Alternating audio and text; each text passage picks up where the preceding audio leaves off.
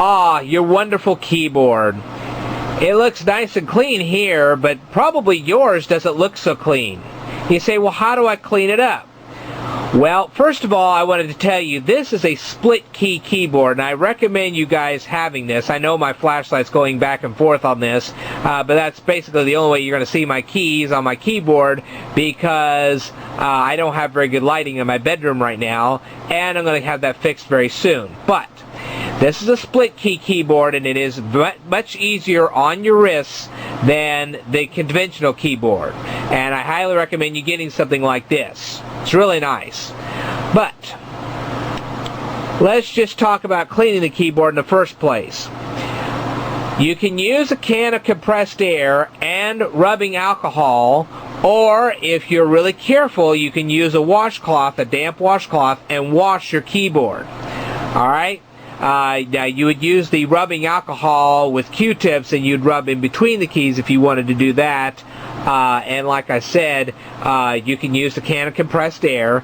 You have to be kind of careful with the damp washcloth, because if you get too much water on here, you can damage or possibly even destroy your keyboard, and you don't want to do that.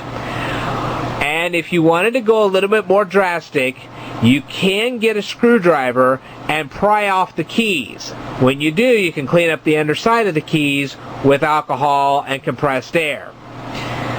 That's a real chore, and I will tell you that if you start removing keys off your keyboard, you're going to also have to remember where they go and put them back on in the same place that they were taken off.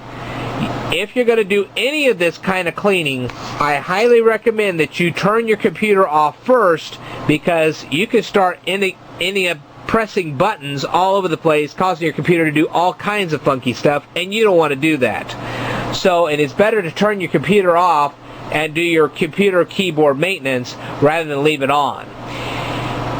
When it comes to laptops or computer keyboards that aren't like this, you could damage or possibly destroy your keyboard trying to clean it up.